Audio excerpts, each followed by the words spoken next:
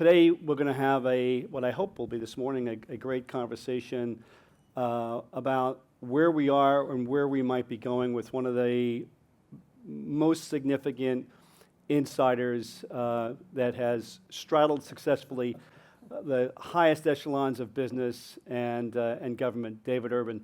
David, great to have you here. Thanks for coming in. Thanks for being here. It always sucks be the first guy after lunch, right? Everybody's belly's full, right? Everyone can take a nap, and you get to hear from me now. So so you got to keep it lively now. Keep it lively.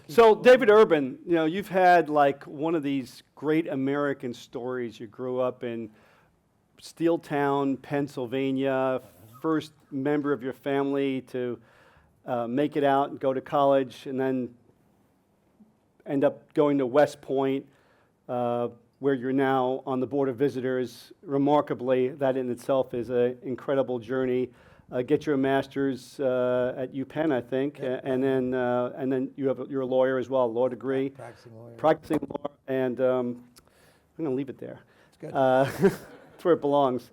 Public finance, practice in public finance with one of the top firms in the country for several years. Yeah, currently partners with Bill Barr, the former Attorney General, and some other smart folks. Yeah. So really, my West Point classmate Mike Pompeo, and really remarkable. You served our nation and the U.S. Army, where you were awarded the Bronze Star for meritorious conduct during a combat situation,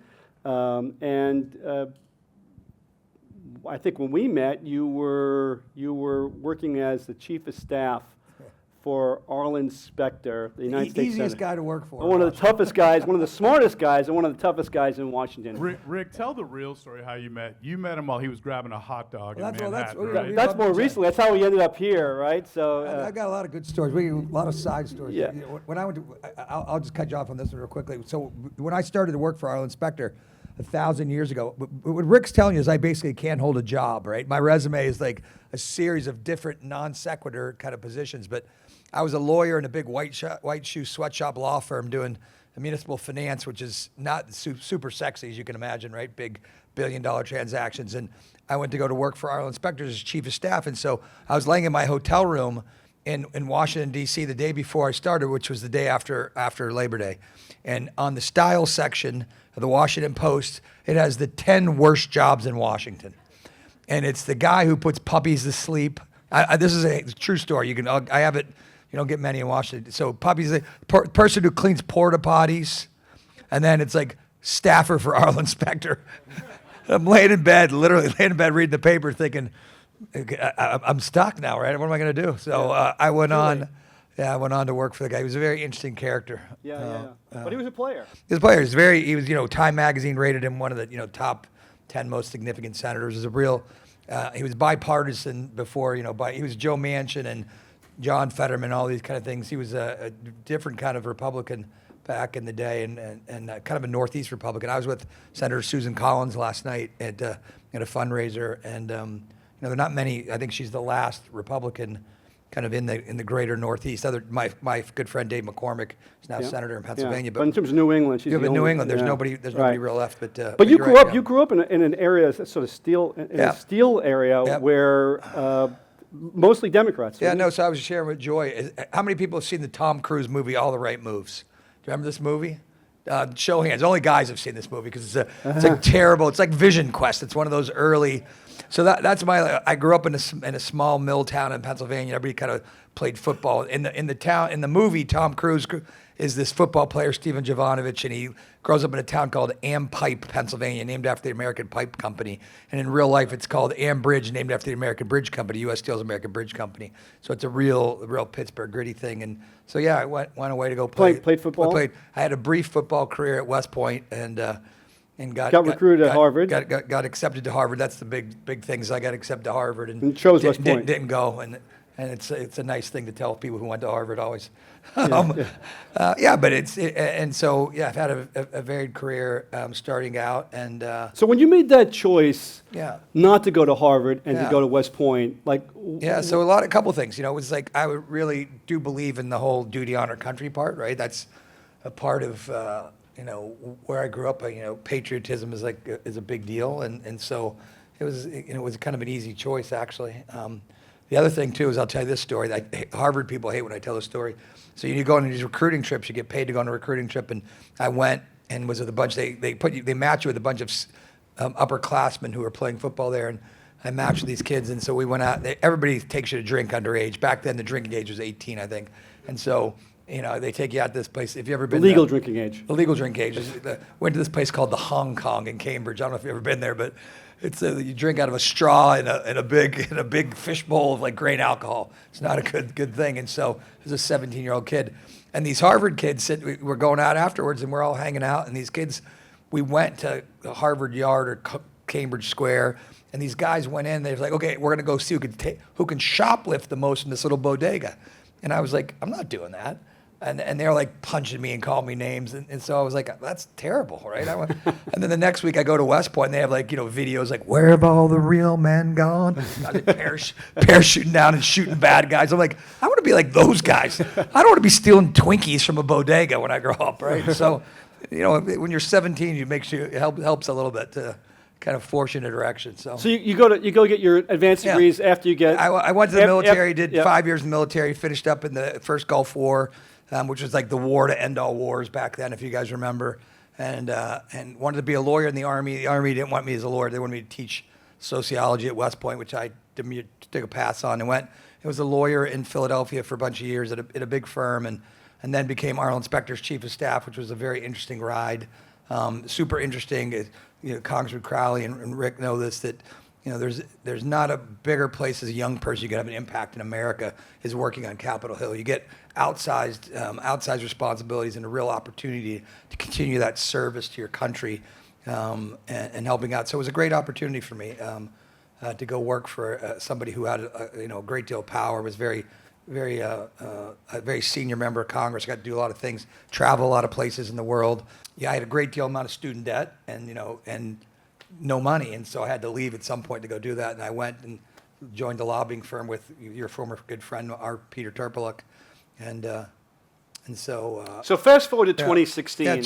Yeah. So how I got to the Trump world, right? And so, I worked for Arnold Inspector. Was not a very pleasant guy, right? Was always rated the worst person to work for in Washington. Very demanding. Very demanding. He'd melt kids. He was a terrible human being in a lot of ways. Very smart guy, but really just, didn't really have great interpersonal skills. And so, but I got him elected in the state of Pennsylvania, very, very purple state. And every year every 6 years I'd get Arnold Inspector elected in spite of himself, right? He was a guy, people would say, like, I'd go ask for their endorsement. They'd like, your boss sucks, but he helps us more than he hurts us, so we're going to endorse him. So, fast forward, I became friends with a guy named Rick Santorum, who was also the senator in Pennsylvania. And in 2012, Rick Santorum ran for president against Mitt Romney in the presidential primary. I helped Rick Santorum out in 2012, and it was one of those campaigns where there were like 3 people in the campaign. It was very Trump-esque in the beginning. And Rick Santorum almost beat Mitt Romney, a very well-funded Mitt Romney. Santorum almost won it. And back then, Rick had just written a book called Blue Collar Conservatives, which was kind of like the Trump movement before Trump. And Rick had the great message, and we were going around the United States and getting, at that point in time, we get 1,000 people in a gym. That was a big deal. No one ever got 1,000 people. So it was a big deal. Rick ended up losing. And then in 2016, fast forward, not many in this room remember, but the president was going to be Jeb Bush. I don't know if anybody remember this, but if you were a Republican in Washington, D.C., Jeb Bush was going to be the president. He was like the establishment. There was nobody. It was if you didn't work for Prescott Bush, Jeb Bush's grandfather, like you might get to be able to knock doors for Jeb Bush. You were not going to participate in any meaningful way because the Bush dynasty was already set up, and they were going to, you would not get in. And so I, being the kid from Aliquippa, didn't know Prescott Bush from Connecticut. So I said, well, I'll work for Rick Santorum again. He was running. That lasted a very short period of time. And then Rick was dropping out, and I said, what are you going to do? And he said, well, I don't know. I said, who are you going to endorse? He said, I'm going to endorse Marco Rubio. I said, look, he's a nice guy. I don't think he's going to win. Rick said, who do you think is going to win? I said, I think Donald Trump's going to win. And he said, well, he goes, what's amazing? Everybody, I'm going to these town halls in Iowa. Everybody likes Trump. And I said, Rick, I'm driving around Pennsylvania. And, Pennsylvania's a big state, not as big as Texas, but a big state, 67 counties, very diverse geographically, politically, economically. And there was a theme. Like everybody really liked Donald Trump, and I said, I think this guy's going to win. The polls were not. The polls were terrible. We Yeah. were never at the best part. We were down like 8 points, right? Like during the run up in 16, and yet, it's like, you could taste, if you're a farmer, you taste the dirt. You kind of know, right? You don't have to tell. And I'd run enough campaigns in Pennsylvania. I kind of knew that Trump was kind of was ascendant, and so I got involved very, very early on. I mean, it was like What was it? What was it that you think was connecting with people back then? I think before he is yeah. the Trump that we know now. Well, I think he's always been the same individual, right? He's very whether you like the guy or not. Like we watch Bill Maher, and everybody's seen Bill Maher post Donald Trump, but Bill Maher is like, look, you may not agree with anything Donald Trump does. I don't. Bill Maher said I don't, but when you hang out with him personally, he's very engaging. He's charming. And that really comes across at a retail level. And I think back in 2016, it was this, it was new, right? It was completely unheard of. Do you remember there were 17 people up on that stage and Trump was calling Little Marco and that Ted Cruz's father had killed Kennedy or, it was like all this, and people just couldn't get enough of it, right? And so the cable news stations all covered this guy wall to wall. And it was, people just wanted, I think they wanted to change back then. And so he was the change candidate. And I always say you can't fake authenticity, and he's authentic. He's really, like him or not, he's an authentic. He was not the individual. candidate of big business back then. He was not the candidate of big business. He was not the candidate of any. I don't think he had really many ideas about anything other than if you look at the old Oprah interviews of the old Larry King that Trump did 100 years ago, the same things on trade, on we get sucker trade deals where we defend the world for free, all these things. That's kind of run through from then till today. But back in 16, there were no believers. I'd do these little salon dinners in D.C. and everyone would tell me like, you got a pretty good career. You're going to ruin your life. You should just quiet down and move over. And so, the first time I actually really I'd met Trump before. He did his fundraiser for Arlen Specter at Trump Towers. But the first, I went, and so I was working, kind of helping out in a volunteer fashion. Back then, and on Capitol Hill was your former colleague Billy Long. It was Billy Long. It was like there were like 4 congressmen who were for like Duncan Hunter. Like there was you could literally fit in a small room. Right. All the people were for Trump, and so we met every week and we kind of get together and talk and kind of scheme. And so I was early on in the campaign, and it was only a handful of people back then. It really was probably about a dozen folks. And then I went to Cleveland and helped run the convention, and then afterwards I could have been the political director in the campaign, but I said to the folks, Paul Manafort, who was running the campaign at the time, I said, I have never run a political campaign for president, right? Many people in politics, they've never read the story of Icarus, right? They don't remember, you fly too close to the sun and your wings melt, you fall to your death, and that happens frequently in Washington.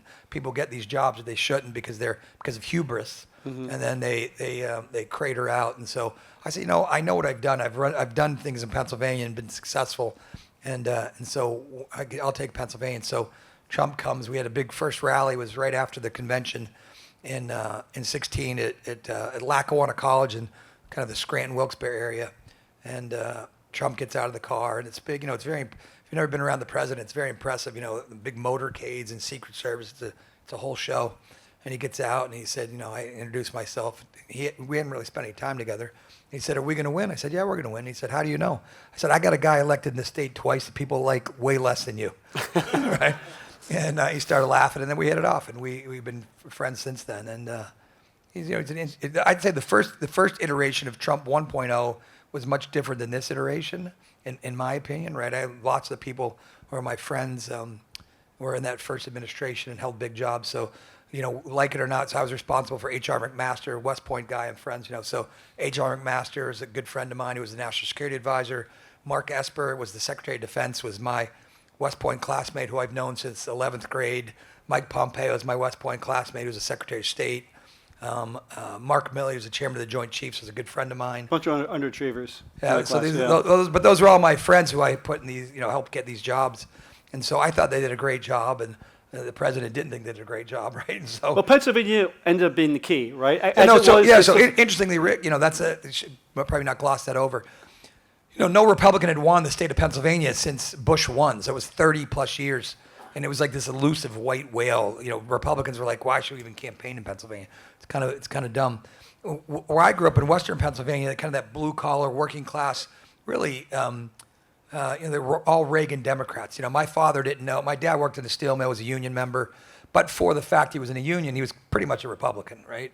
I mean, we're a Catholic family, we're, kind of more traditional in a lot of ways, and so, but everyone was a member of a union, right? And so, being a Republican was the party of, big business and Wall Street, and didn't look after little working class people and normal people like you and me, kind of thing. And so, over time, that kind of changed. And so, what I saw in Pennsylvania is what you see in America today, largely, is that the shift. So, our inspector Republicans, right, the guy I worked for in the Senate, was a very, Harvard, Yale undergrad, University of Pennsylvania undergrad, Yale Law School. Was going to be on the Supreme Court. Very smart guy. All those Republicans that supported Arlen Specter, he was barely a Republican in a lot of standards, right? A lot of people didn't really like him, thought he was a Republican in name only, kind of rhino. And so what I saw over years in Pennsylvania was that, and especially during the Trump years, is all those Democrats where I grew up slowly migrated to become Republicans, and all the Republicans in the eastern part, like the Philadelphia area, kind of migrated to become Democrats. And so the parties, the electorate, maybe not the parties themselves, because I don't know if people have actually re-registered, but if you ask what party you identify with, more of college-educated white, folks in the suburbs now identify as Democrats.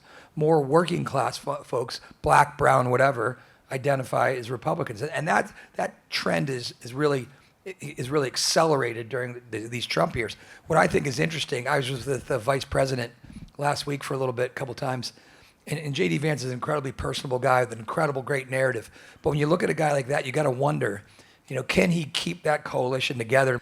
Whether Vance can do that or not is still to be seen. I happen to be very good friends as a testament to my bipartisan cred.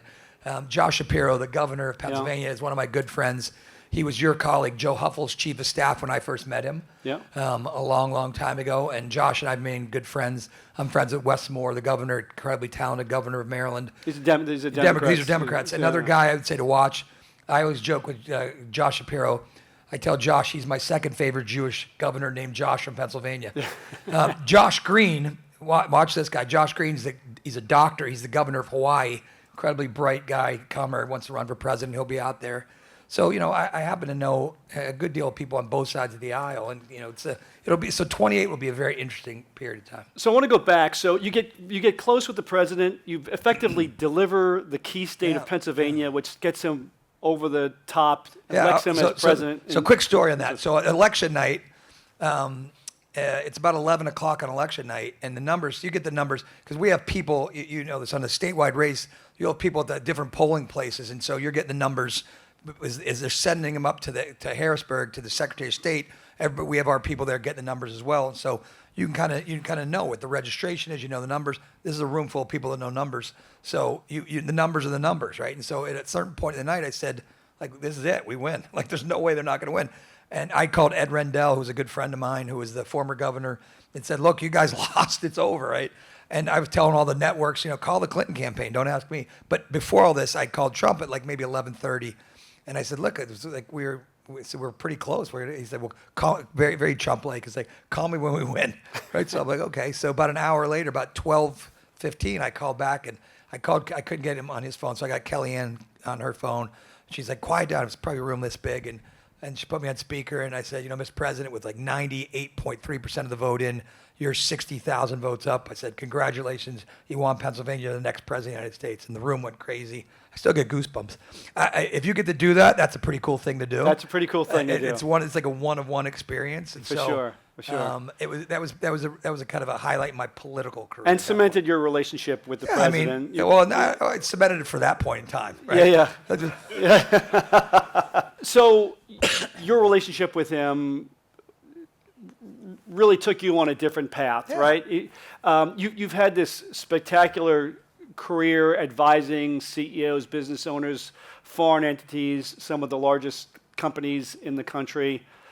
You're a paid analyst on CNN. For those of you who watch CNN regularly, you'll find David Urban there basically every week, opining on something.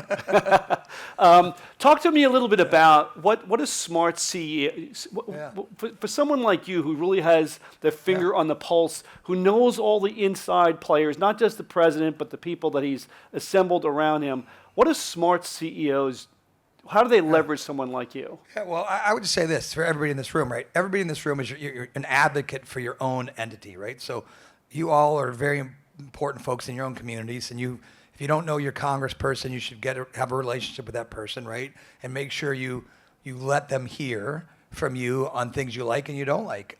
Because I always say it's like the old joke is that if you're not at the table, you're on the menu, right? So if you're not there arguing for your side is going to get clocked when it comes down to it and at the end of the day. And so get involved. There's not like, oh, we have somebody else to do that, right? No, everybody needs to do that. That's what we try to do for those of you who are smaller and don't have the resources. And I would to say go what Rick, I know you were very successful in this recent tax bill, had this R&D tax. That is no mean feat. That is all important. But you need to be involved. You need to play the game, because if you don't play the game, you may find it distasteful. You may find, I don't want to do that. But get involved, and whether it's Rick Lazio or Dhaval, other folks who are working to try to move the direction of the discourse on things that impact everybody right in this room. Right. You're not gonna get the outcome you want if you're not involved like that. You really can't move the needle, and that can be done. It does have an impact. People working in Washington, I would say, if advertising didn't work, Madison Avenue wouldn't exist, right? And that's basically what you're doing if you're serving as an advocate. You are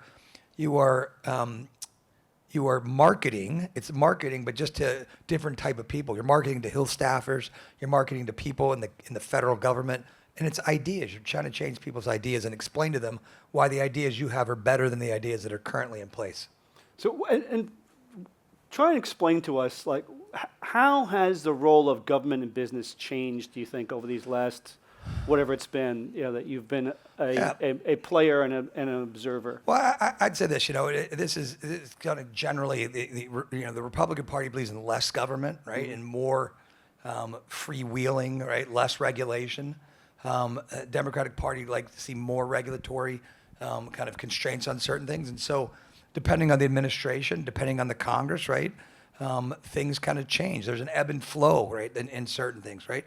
Under the prior administration, you had lots of people going to the IRS for enforcement, right? And this administration kind of took that away, right? When it comes to FERC for permitting for energy, permitting for pipelines at the Army Corps, those are done more freely and more quickly in a Republican administration than they are in a Democratic administration. And so I think that there's a little bit more open for business sign right now. I think the markets kind of reflect that to a certain extent, even though Trump has, had these burdensome tariffs on.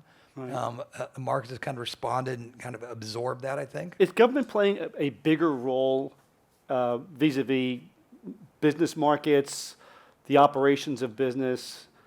Do you see? Well, I mean, currently, it's right now.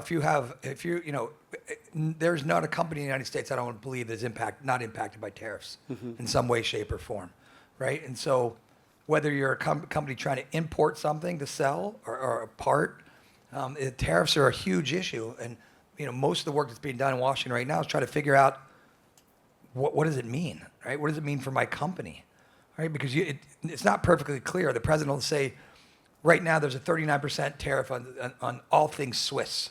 Chocolate, gold bars, Pilatus aircraft, right? Everything. I mean, anything coming out of that country has a tariff on it. I work for a large defense contractor.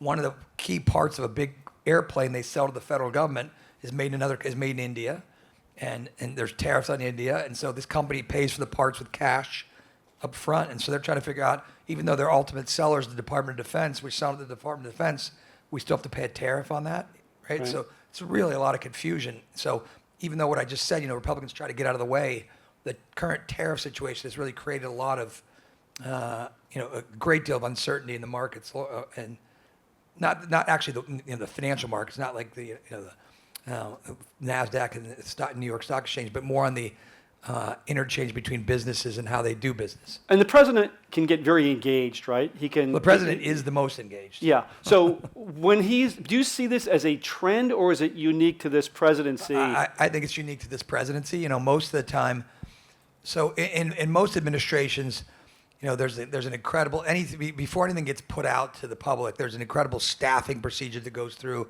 Every cabinet agency signs off on it. There's a staff secretary that it kind of shepherds it through every organization and entity to make sure that, you know, they get their input on it. The Department of Commerce signs off. You know, the Treasury signs off. In this administration, it's kind of shoot and then aim while the bullet's traveling down the range. Right.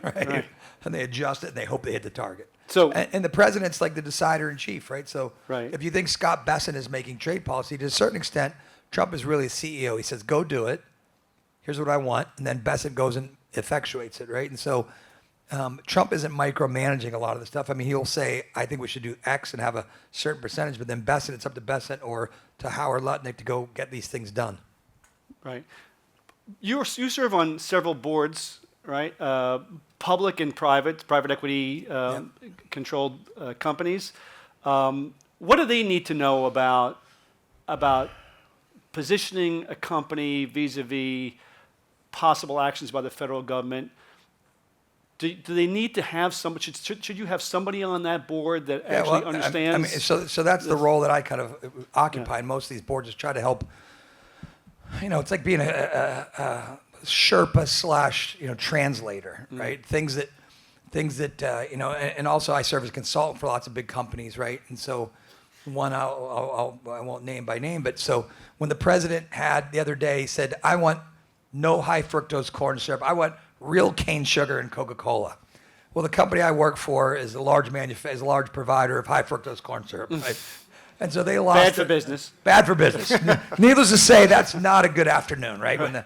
And so they were freaking out. They didn't know what to do. And now, mind you, what's going on in the backdrop? This is all while the Epstein saga continues to churn. And, you know, and as Trump is wont, there's a lot of things that come out, right? And I noticed it was literally just Coke, because he liked the quote unquote Mexican Coke, even though Trump drinks Diet Coke, not regular Coke. I will say the one thing, he drinks an inordinate amount of Coca-Cola, Diet Coke. I mean, the guy shows sometimes drinks a lot.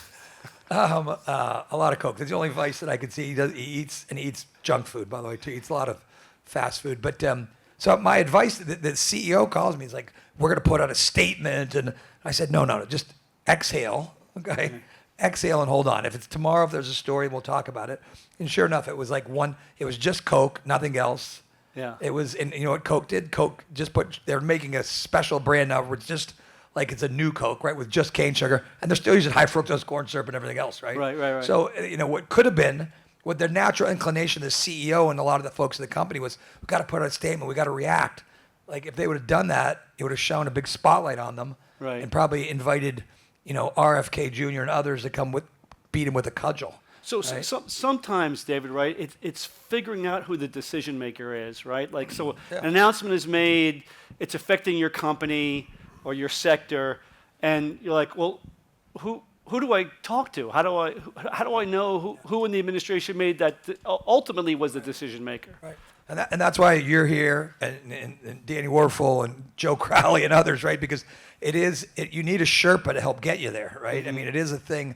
That's the question a lot of times that, you know, it's hard to find out. It's hard to find out who has the pen, who's the decision maker, because a lot of times it isn't, you know, the CEO level. It's echelons below a cabinet secretary, or even, you know, an undersecretary, deputy secretary, assistant secretary. It's done by just staff. Right. Because there are a lot of career staff who are very powerful SES folks who are very influential and make a lot of policy, and especially like an administration like this. Currently, I think this president has had about 190 of his nominees confirmed. There's still 1,700 people left to be confirmed. It's amazing. So 1,700. What's happened over the years? I know this. This is not my statistics. The vice president told me this the other day. So if you go back to Bush 1, 99% of Bush 1's nominees were confirmed by what's called unanimous consent. Both Democrats and Republicans say, okay, you're not terrible. Who says that Rick Lazio should be the Secretary of Commerce, aye, everyone says aye. And then he's confirmed, as opposed to a roll call vote where you burn a lot of time, takes a couple weeks. And so Bush won 99%. Clinton, 99%. Bush 2, it dropped down like 96%. Obama in the 90s as well. First Biden then dropped to probably the 60s. Trump won, it was 17%. Wow. So your former buddy, Chuck Schumer's doing an incredible job of really stymieing the Republicans, right? And so what does that mean? Effectively, it means that a lot of people who are not Trump policy people are in those jobs in these different agencies making a lot of these decisions and pushing paper forward that then somebody says, well, who made that decision? It's hard to find out. If you go in the Department of Commerce, you need like a map. You got to put your Waze on to find an office. It's huge. These agencies are gigantic. And so you think that things get done with the complete knowledge of some giant overlord. That's not necessarily true in a lot of cases. Right. 2028. Talk to me about not who the Republicans are likely to nominate, but talk to me about who the Democrats. Who do you think? I defer to the congressman here. I think listen. Here's my take is this: if they don't have a Joe Crowley, Tim Ryan-esque candidate, I think Tim Ryan, great real admiration for Congressman Crowley and Tim Ryan, who are kind of blue dog Democrats, right? And Joe, are you running? You heard it first here, folks. Heidi's on the ticket. So, but I have a great deal of respect for folks. So I think that's the Democratic Party. What they're trying to figure out right now is who's going to be their guide and bearer, right? I said to Josh Shapiro the other day, I said, good friend, I said, what's your lane, buddy? I go, what's your lane? Convince me, your buddy, that I should vote for you, right? Like, tell me your story. Now, his motto is get done. That's Josh Shapiro's motto. Get done, except he has a little asterisk where the I is, right? Right. So it's get SHI asterisks or whatever. So, but he's, when the bridge collapsed on I-95, Josh Shapiro put a camera up and fixed the bridge over I-95 in like 2 weeks.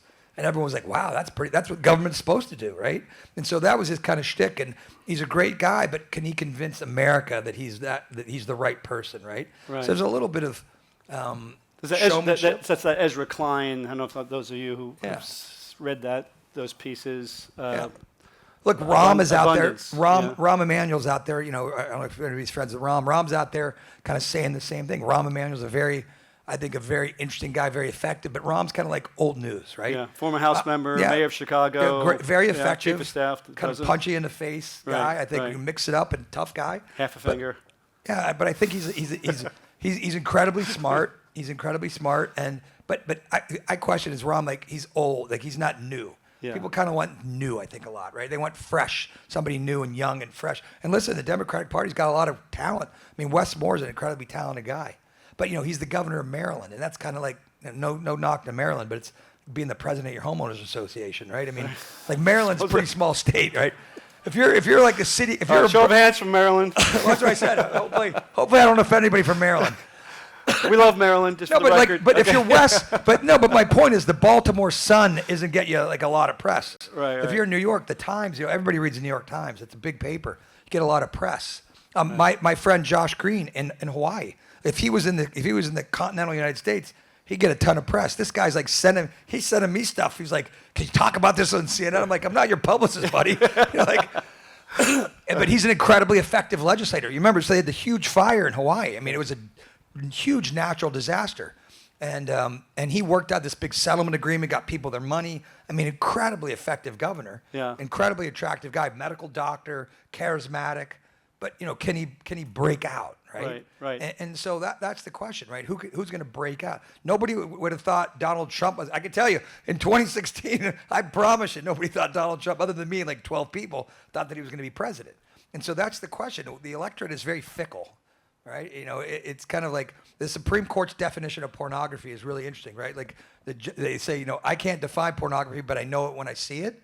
And so that's kind of what, like, how can you tell what someone is a great presidential candidate?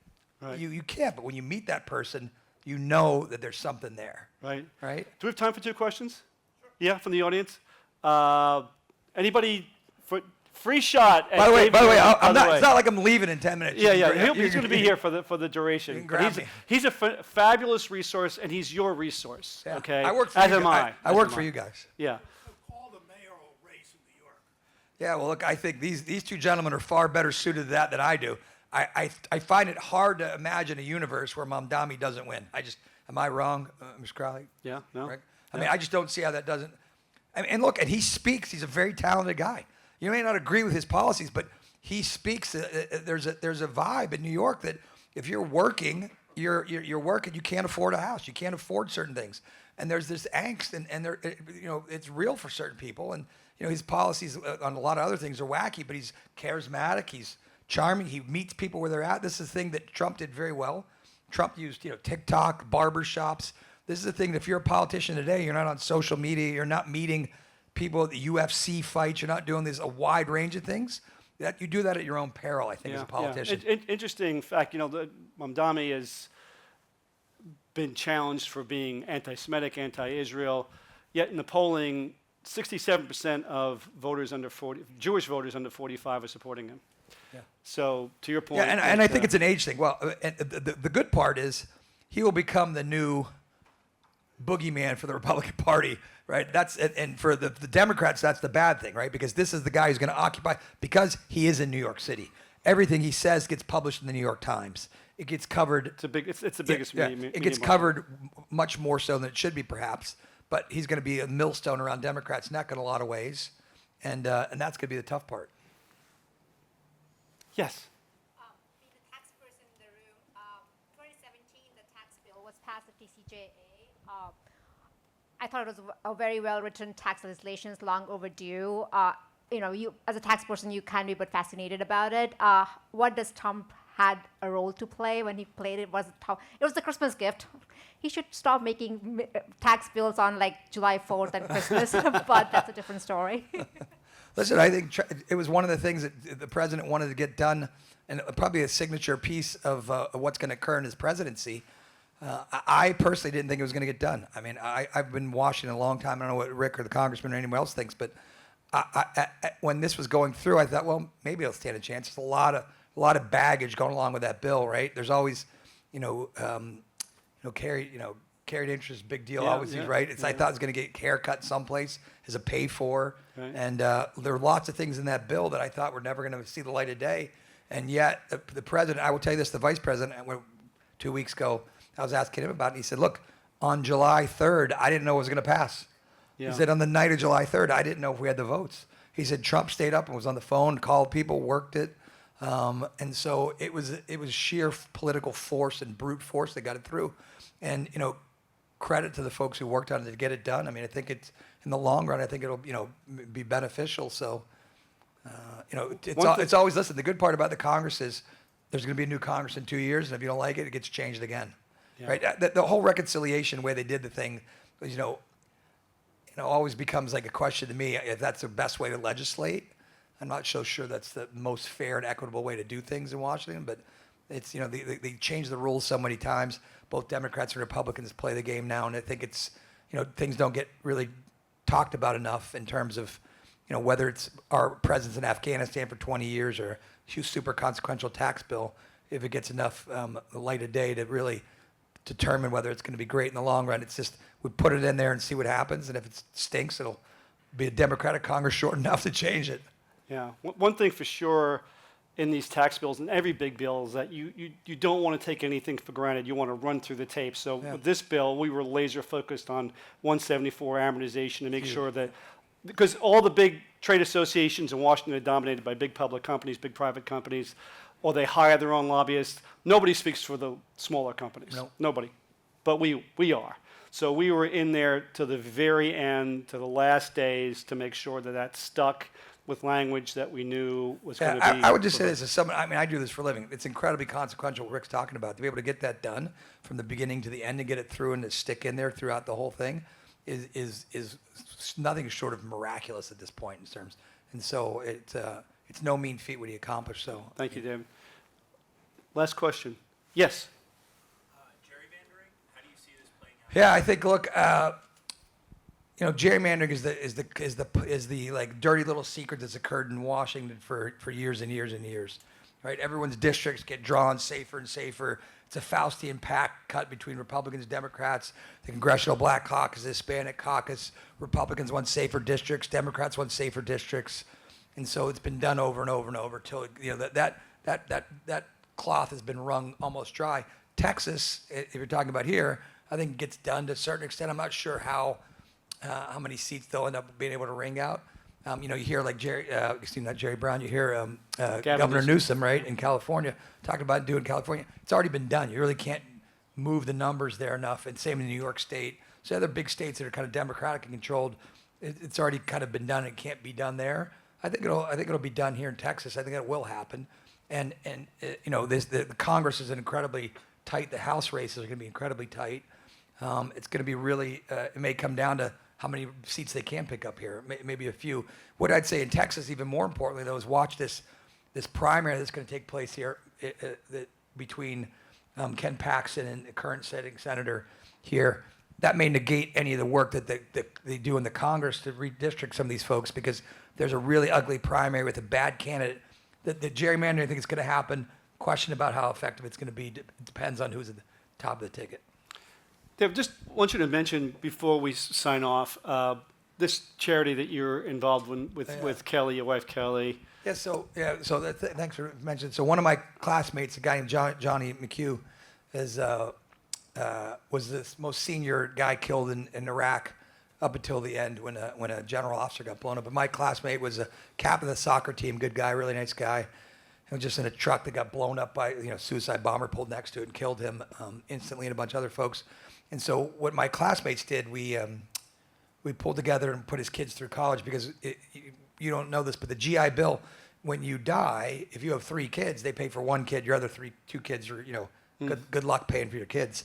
And when you're the colonel or whatever, and the breadwinner of the family, and taken out, it's there's a big gap left. And so we got together, we helped put his kids through school, and then we thought there's a giant need for this. And so my class is a great group of underachievers. A guy named Steve Cannon was the CEO of Mercedes for a long time. Tony Guzzi runs a company called MCOR, a very big services company, billions of dollars. My other classmate, Joe DePinto, is the CEO of 7-Eleven. So we put together this charity, a Johnny Mac Soldier Fund, and we've raised, I think, about $50 million now, a little bit more, probably 55, putting kids through school. If you had a parent killed in OIF, OEF, in Iraq or Afghanistan, we put kids through school. We're going to trade school so they can get an education, and it's been incredibly successful. We're kind of like a fund to funds. We raise money, then give it to other people who, there's the Pat Tillman Fund and Folded Flags and the Children Fallen Patriots. There are a lot of other organizations doing this. The need is gigantic, right? It's just so many people lost their lives during these conflicts, and so we raise money and try to help these folks get a better part. The good part is we an incredibly giving country, incredibly generous country, and people are very generous when it comes to first responders and those who serve in the military. So we've been very fortunate to have that be able to be successful. There's the old poem, and I'll let you go. This says like, in time of danger, not before, God and the soldier we adore. Danger past, all things righted, God is forgotten, and the soldier slighted. So when there are people, on the in the news every night getting, combat in these places far flung, donations are super high, and when you kind of peacetime, things kind of fall off. So there's still a lot of people serving downrange today, in harm's way. So just always, ask everyone to keep those folks in your prayers and in your thoughts and prayers and in your philanthropy if you get a chance. So Great. Thank you. Thanks. Please join me in thanking David Urban.